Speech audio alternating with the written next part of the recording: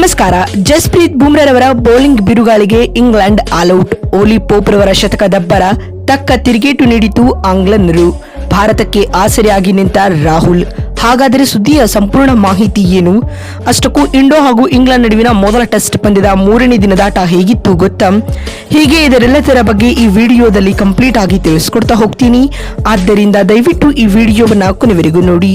ಆದರೆ ಅದಕ್ಕಿಂತಲೂ ಮುನ್ನ ನೀವು ಕೂಡ ಟೀಮ್ ಇಂಡಿಯಾದ ಅಭಿಮಾನಿಗಳಾಗಿ ಈ ವಿಡಿಯೋವನ್ನ ನೋಡುತ್ತಿದ್ದರೆ ತಪ್ಪದೆ ಈ ಕೂಡಲೇ ಈ ವಿಡಿಯೋಗೊಂದು ಲೈಕ್ ಮಾಡಿ ಹಾಗೂ ನಮ್ಮ ಚಾನೆಲ್ಗೊಂದು ಸಬ್ಸ್ಕ್ರೈಬ್ ಮಾಡಿ.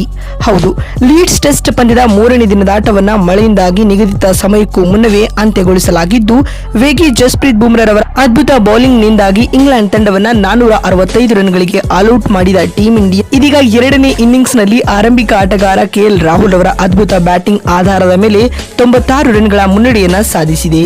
3ನೇ ದಿನದಾಟದಲ್ಲಿ 465 ರನ್ಗಳಿಗೆ ಆಲ್ಔಟ್ ಆದ ಇಂಗ್ಲೆಂಡ್ ತಂಡದ ಪರ ಓಲಿ ಪೋಪ್ ಅತ್ಯಧಿಕ ಅಂದರೆ 106 ರನ್ಗಳ ಇನ್ನಿಂಗ್ಸ್ ಆಡಿದರೆ ಮಧ್ಯಮ ಕ್ರಮಾಂಕದ ಬ್ಯಾಟ್ಸ್ಮನ್ ಹ್ಯಾರಿ ಬ್ರೂಕ್ 99 ರನ್ಗಳಿಗೆ ವಿಕೆಟ್ ಒಪ್ಪಿಸಿ 1 ರನ್ನಿಂದ ಶತಕ ವಂಚಿತರಾದರು. ಆದ್ಯಾಗೂ ಹ್ಯಾರಿ ಬ್ರೂಕ್ ರವರ ಈ ಅದ್ಭುತ ಇನ್ನಿಂಗ್ಸ್ ಸಹಾಯದಿಂದ ಇಂಗ್ಲೆಂಡ್ ತಂಡ 465 ರನ್ ಕಲೆ ಹಾಕುವಲ್ಲಿ ಕೊನೆಗೂ ಯಶಸ್ವಿಯಾಯಿತು. ಇನ್ನು ಭಾರತ ತಂಡದ 2ನೇ ಇನ್ನಿಂಗ್ಸ್ ನಲ್ಲಿ 3ನೇ ದಿನದಾಟದ ಅಂತ್ಯದವರೆಗೂ 2 ವಿಕೆಟ್ಗಳನ್ನು ಕಳೆದುಕೊಂಡು 90 ರನ್ಗಳನ್ನು ಗಳಿಸಿದೆ.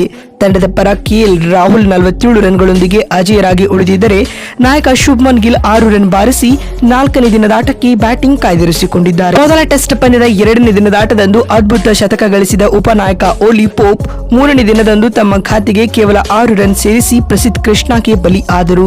ಇವರ ನಂತರ ಹ್ಯಾರಿ ಬ್ರೂಕ್ ಮತ್ತು ನಾಯಕ ಬೆನ್ ಸ್ಟೋಕ್ಸ್ ಅರ್ಧ ಶತಕದ ಜೊತೆ ಆಟವನ್ನ ಆಡಿದರು. ಈ ವೇಳೆ ದಾಳಿಗಿಳಿದ ಸಿರಾಜ್ ಸ್ಟೋಕ್ಸ್ ಅವರನ್ನ 20 ರನ್ಗಳಿಗೆ ಪೆವಿಲಿಯನ್ ಕಳುಹಿಸಿದರು. ಈ ಪಾಲುದಾರಿಕೆಯನ್ನ ಈ ಮೂಲಕ ಬ್ರೇಕ್ ಮಾಡಿದರು.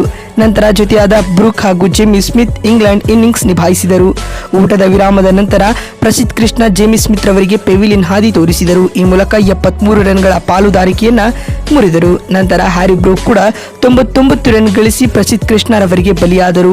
ಕೆಳ ಕ್ರಮಾಂಕದ ಬ್ಯಾಟ್ಸ್ಮನ್ಗಳಾದ ಕ್ರಿಸ್ ಓಕ್ಸ್ 8 ಹಾಗೂ ಬ್ರೆಂಡನ್ ಕಾರ್ಸ್ 22 ರನ್ ಬಾರಿಸಿ ತಂಡಕ್ಕೆ ಉಪಯುಕ್ತ ರನ್ಗಳ ಕಾಣಿಕೆ ನೀಡಿದರು. ಈ ರೀತಿಯಾಗಿ ಇಂಗ್ಲೆಂಡ್ನ ಮೊದಲ ಇನ್ನಿಂಗ್ಸ್ 465 ರನ್ಗಳಿಗೆ ಅಂತ್ಯವಾಯಿತು. ಟೀಂ ಇಂಡಿಯಾ ತಂಡದ ಪರ ಜಸ್ಪ್ರೀತ್ ಬುಮ್ರಾ 5 ವಿಕೆಟ್ ಪಡೆದರೆ ಪ್ರಸಿದ್ಧ ಕೃಷ್ಣ 3 ಹಾಗೂ ಮೊಹಮ್ಮದ್ ಸಿರಾಜ್ 2 ವಿಕೆಟ್ ಉರುಳಿಸಿದರು. ಇನ್ನು 6 ರನ್ಗಳ ಮುನ್ನಡೆಯೊಂದಿಗೆ ದ್ವಿತೀಯ ಇನ್ನಿಂಗ್ಸ್ ಆರಂಭಿಸಿದ ಭಾರತಕ್ಕೆ ಉತ್ತಮ ಆರಂಭ ಸಿಕ್ಕಿರಲಿಲ್ಲ. ಆರಂಭಿಕ ಆಘಾತ ಎದುರಾಯಿತು. ಮೊದಲ ಇನ್ನಿಂಗ್ಸ್ ನಲ್ಲಿ ಶತಕ ಬಾರಿಸಿದ್ದ ಯಶಸ್ವಿ ಜೈಸ್ವಾಲ್ ಕೇವಲ 4 ರನ್ ಗಳಿಸಿ ಬ್ರೆಂಡನ್ ಕಾರ್ಸ್ಗೆ ಬಲಿಯಾದರು. ಇದಾದ ನಂತರ ಕೆಎಲ್ ರಾಹುಲ್ ಹಾಗೂ ಸಾಯಿ ಸುದರ್ಶನ್ ತಂಡದ ಇನ್ನಿಂಗ್ಸ್ ಜವಾಬ್ದಾರಿಯನ್ನ ನಿರ್ವಹಿಸಿಕೊಂಡರು. 66 ರನ್ಗಳ ಪ್ರಮುಖ ಜೊತೆಯಾಟವನ್ನ ಆಡಿದರು. ಈ ಪಾಲುದಾರಿಕೆಯನ್ನು ಮುರಿದ ನಾಯಕ ಬೆನ್ ಸ್ಟೋಕ್ಸ್ ಸಾಯಿ ಸುದರ್ಶನ್ ಅವರನ್ನು ಔಟ್ ಮಾಡುವ ಮೂಲಕ ಭಾರತಕ್ಕೆ 2ನೇ ಹೊಡೆತ ನೀಡಿದರು. ಸಾಯಿ ಸುದರ್ಶನ್ 48 ಎಸೆತಗಳಲ್ಲಿ 4 ಬೌಂಡರಿಗಳ ಸಹಾಯದಿಂದ 30 ರನ್ ಬಾರಿಸಿ ವಿಕೆಟ್ ಒಪ್ಪಿಸಿದರು. ಇದೀಗ 3ನೇ ದಿನದಾಟದ ಅಂತ್ಯಕ್ಕೆ ಟೀಂ ಇಂಡಿಯಾ 2 ವಿಕೆಟ್ ಕಳೆದುಕೊಂಡು 90 ರನ್ ಕಲೆ ಹಾಕಿದೆ. ಇನ್ನು ರಾಹುಲ್ ಹಾಗೂ ಗಿಲ್ 4ನೇ ದಿನದಾಟಕ್ಕೆ ಬ್ಯಾಟಿಂಗ್ ಕಾಯ್ದಿರಿಸಿಕೊಂಡಿದ್ದಾರೆ. ಸ್ನೇಹಿತರೆ, ನಿಮಗೆ ಅನಿಸುತ್ತದೆ ಟೀಂ ಇಂಡಿಯಾ ಮೊದಲ ಟೆಸ್ಟ್ ಪಂದ್ಯ ಗೆಲ್ಲಬೇಕೆಂದರೆ ಎಷ್ಟು ರನ್ಗಳ ಟಾರ್ಗೆಟ್ ಅನ್ನು ನೀಡಬೇಕು ಎನ್ನುವುದನ್ನು ಕಾಮೆಂಟ್ ಮಾಡುವ ಮೂಲಕ ತಿಳಿಸಿ. ಮತ್ತೊಂದು ವಿಡಿಯೋದಲ್ಲಿ ಸಿಗ್ತೀನಿ. ಅಲ್ಲಿವರೆಗೂ ನಮಸ್ಕಾರ, ಧನ್ಯವಾದಗಳು.